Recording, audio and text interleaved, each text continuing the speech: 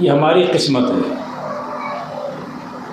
کچھ لوگوں کی ایسی قسمت ہے، پتھر کو خدا بنا لیتے ہیں، کوئی جھاڑ کو خدا بنا لے، کوئی فرشتوں کو خدا بنا لے، کوئی چاند کو سورج کو خدا بنا لے، وہ ان کی قسمت ہے۔ مگر ہماری قسمت تو یہ ہے، چاند، سورج، دریا، پیڑ پودے، پہاڑ، زمین آسمان، ستارے، حور و غلماں، فرشتے، ان تمام کو اللہ تعالیٰ کی ہم مخلوق مانتے ہیں، خالق نہیں مانتے۔ اسی لیے پہلا جز جو ہے ایاک نعبد و ایاک نستعین، اے اللہ ہم تیری ہی عبادت کرتے ہیں اور تجھی سے مدد مانگتے ہیں۔ یہ تو بات سمجھ میں آ گئی۔ اب اللہ تعالیٰ کی بارگاہ میں اپنے آپ کو سپرد کر دینا، ہم تیری عبادت کرتے ہیں اور تجھی سے مدد مانگتے ہیں۔ اب جو اللہ کا اپنا ہو جاتا ہے، اللہ تعالیٰ خاص ٹائٹل سے اسے یاد فرماتا ہے اور کہا یا ایھا الذین آمنوا۔ یہ آیت کریمہ دوسرے پارے میں آپ کو ملے گی، تیسرا رکوع شروع میں، یا ایھا الذین آمنوا استعینوا بالصبر والصلاۃ۔ اس میں بھی جملہ دیکھیے، ایاک نعبد و ایاک نستعین۔ نستعین کا وہاں جملہ تھا، اے اللہ ہم تجھی سے مدد مانگتے ہیں۔ یہاں پر دیکھیے یا ایھا الذین آمنوا استعینوا، وہاں نستعین، یہاں استعینوا۔ یہ جو میں خاص بات بتانے جا رہا ہوں، اللہ کرے سمجھ میں آ جائے۔ یا ایھا الذین آمنوا کے لیے خاص ہے، یہ ایمان والے ہی سمجھیں گے۔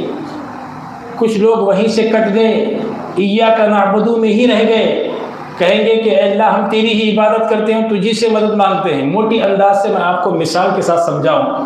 کوئی کہے کہ بابا میں تمہاری بات مانوں گا، چچا کو نہیں مانوں گا۔ کوئی کہے کہ امی میں آپ کو مانوں گا، خالہ کو نہیں مانوں گا۔ مگر حدیث مبارکہ میں کیا کہا گیا؟ العم والد، الخالۃ والدۃ۔ چچا کا مرتبہ باپ کے برابر ہے، خالہ کا مرتبہ ماں کے برابر ہے۔ ہاں یہ بات اور ہے، پوری دنیا کی عورتوں میں صرف ہماری ماں ایک ہو سکتی ہے، دوسری ہے تو امی کی بہن خالہ ہو سکتی ہے، مگر ماں نہیں ہو سکتی۔ مگر اسلام ادب سکھاتا ہے، ماں کی بہن کو ماں کے برابر درجہ دیا، مگر حقیقت میں ماں خالہ ماں نہیں ہو سکتی۔ اسی طرح چچا کو باپ کا درجہ دیا گیا۔ مطلب کیا ہے؟ جس طرح باپ کا تو ادب کرتا ہے، اسی طرح چچا کا بھی ادب کر۔ یہ بات تو ہمیں سمجھ میں آ گئی۔ پوری دنیا میں جتنے بھی انسان ہو، مگر ہمارا باپ ایک ہوگا۔ پوری دنیا میں جتنی بھی عورتیں ہوں، مگر ہماری ماں ایک ہوگی۔ اسلام ادب خالہ کا بھی سکھاتا ہے، چچا کا بھی سکھاتا ہے۔ اب بتائیے، اگر کوئی کہے ماں کا ہی ادب کروں گا، باپ کا ہی ادب کروں گا، چچا کا نہیں کروں گا، خالہ کا نہیں کروں گا، تو آپ کے اور میرے نظر میں وہ کیا ہے؟ نافرمان اولاد ہے، باپ کی نافرمان اولاد ہے، حدود کو پار کرنے والی اولاد ہے، بدتمیز اولاد ہے، کیونکہ باپ کے چھوٹے بھائی کو نہیں مانتا۔ یہ مثال تو سمجھ میں آ گئی۔ اب یہاں بلا تمثیل اللہ تعالیٰ کا نہ کوئی بھائی ہے، نہ اللہ تعالیٰ کا کوئی چچا ہے، نہ اللہ تعالیٰ کی کوئی ماں ہے، نہ اللہ تعالیٰ کی کوئی خالہ ہے۔ مثال میں اس لیے آپ کو بتا رہا ہوں، یہ بھی رشتہ نازک ہے، وہ بھی رشتہ نازک ہے۔ پوری دنیا میں عورتیں ملیں گی مگر ماں نہیں مل سکتی، پوری دنیا میں تمام مرد ملیں گے مگر باپ نہیں ملتا۔ اسی طرح ساری کائنات میں رب کے سوا کوئی اور خدا ملتا ہی نہیں۔ جس طرح رب اپنی ربوبیت میں اکتا ہے، اسی طرح ماں باپ اپنی فضیلت میں ایک ہے۔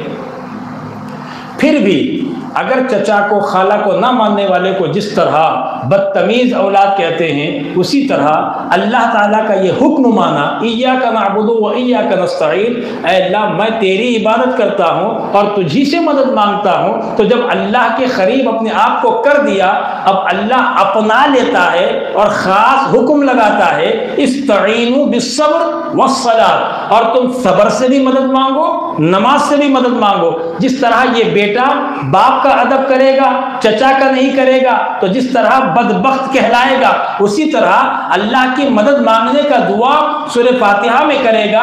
और सूरह बकरा की आयत नंबर 150 पर 3 के तहत इस्तईनु बिस्सब्रि वस्सलाह, सब्र से और नमाज से मदद मांगने को इनकार करेगा, तो बद किरदार मखलूक होगा।